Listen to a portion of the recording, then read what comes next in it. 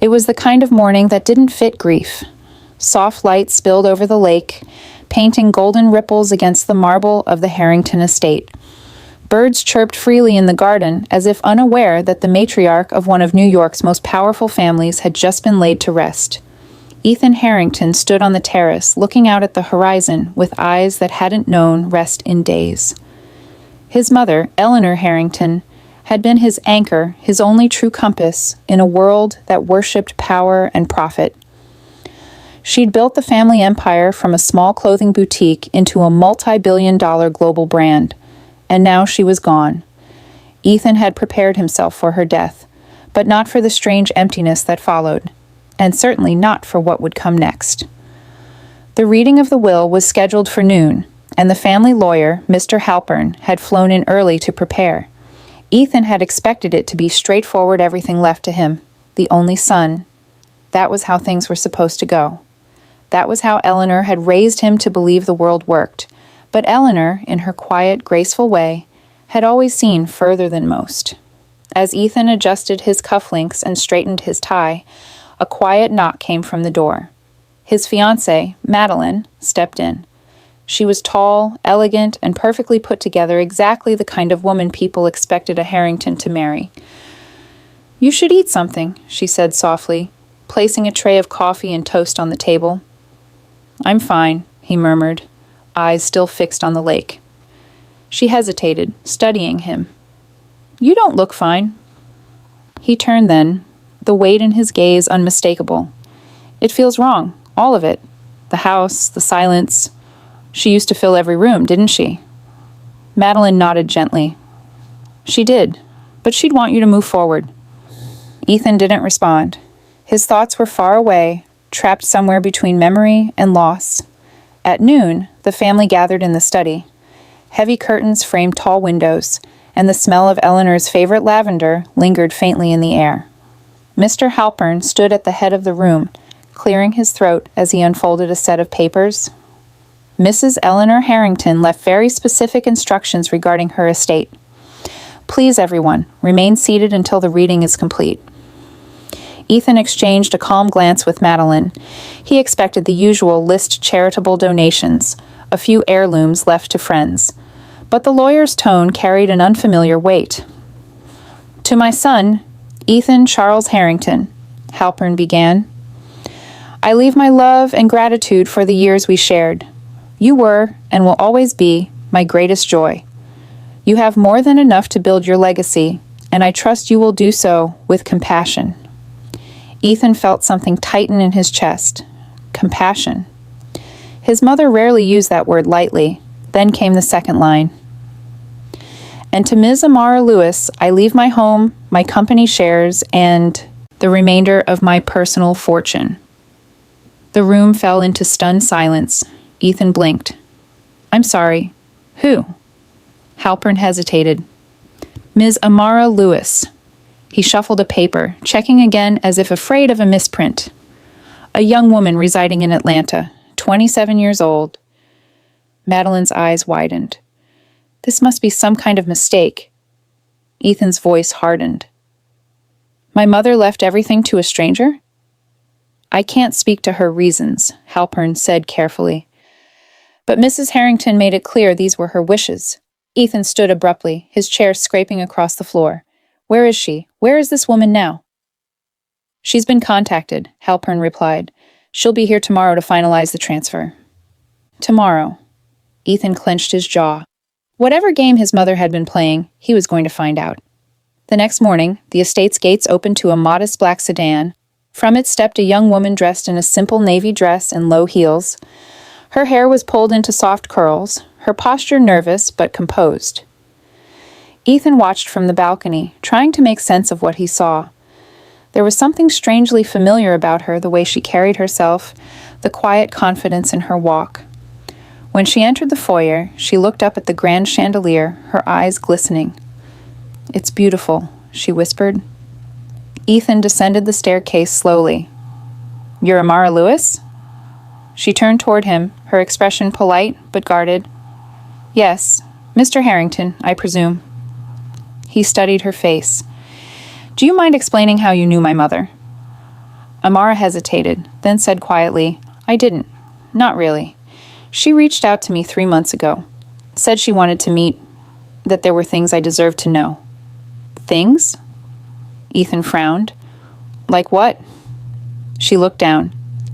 "She told me she once loved someone before she married your father, a man she couldn't be with, and that I was the child from that relationship." The room went still.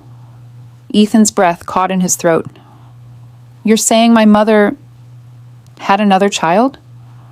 Amara's eyes met his, soft but unwavering. "She said she'd made mistakes, that she wanted to make things right before she died." Ethan's pulse quickened. "You expect me to believe this? That my mother, Eleanor Harrington, had a secret daughter?" "I didn't expect anything," Amara replied gently. "She asked me to come here. She wanted us to meet. I didn't even know she'd passed until your lawyer called." Madeline appeared in the doorway, arms folded. "This is ridiculous, Ethan. She's probably some con artist. Look at her. She doesn't belong here." Amara flinched slightly but stood her ground. "I understand how it sounds, but I have letters from her. She told me everything." Halpern stepped forward, nodding solemnly. "Mrs. Harrington verified her identity through DNA testing before she passed." The words hit Ethan like a storm. His mother's careful secrecy, her sudden will change. It all aligned. He looked back at Amara, this woman who carried the same calm presence, the same gentle poise his mother once did.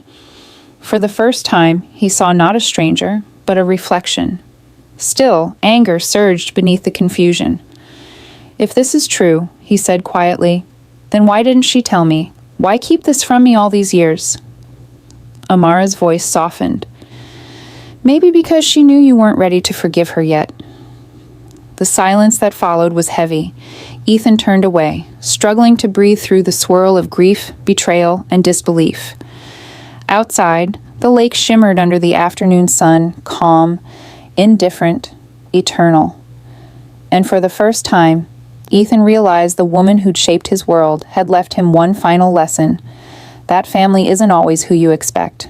But it was far from over, because secrets like these never end quietly. That night, the Harrington estate felt colder than usual. Ethan sat alone in his mother's study, the faint scent of her favorite perfume, white jasmine, still lingering in the air.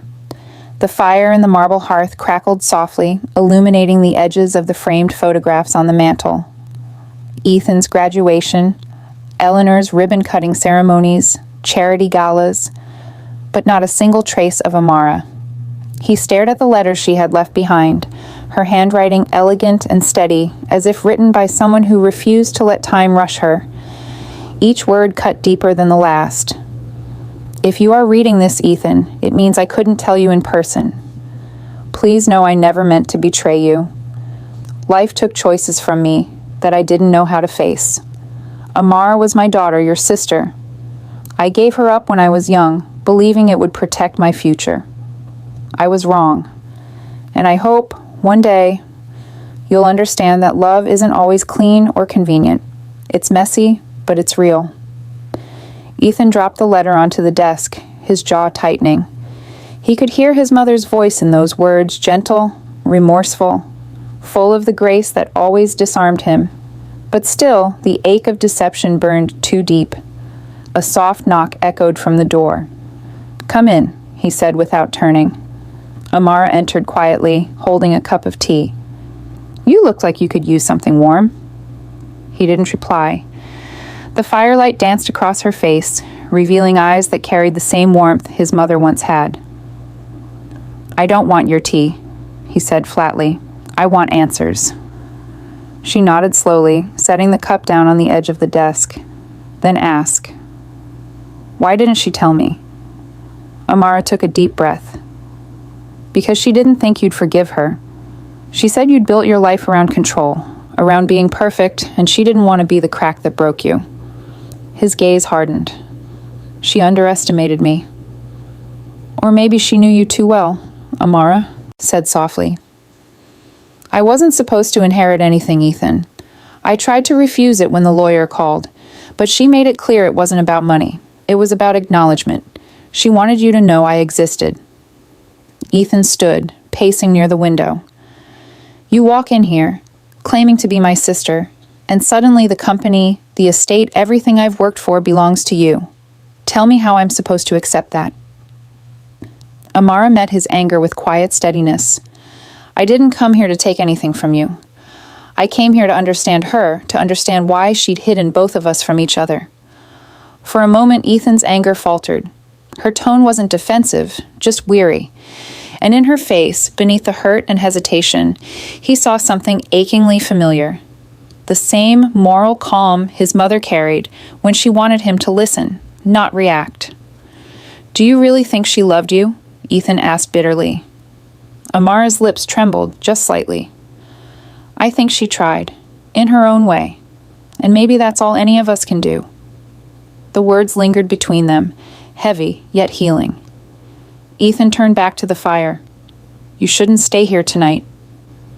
I didn't plan to, she said softly, heading toward the door, but before leaving she paused. She left us both a chance, Ethan. Maybe it's up to us what we do with it. When the door closed, Ethan exhaled shakily, his reflection flickering in the glass. Outside, the night stretched quiet and endless. He didn't know it yet, but by morning, the past his mother had buried would rise again this time, with truths neither of them were ready to face.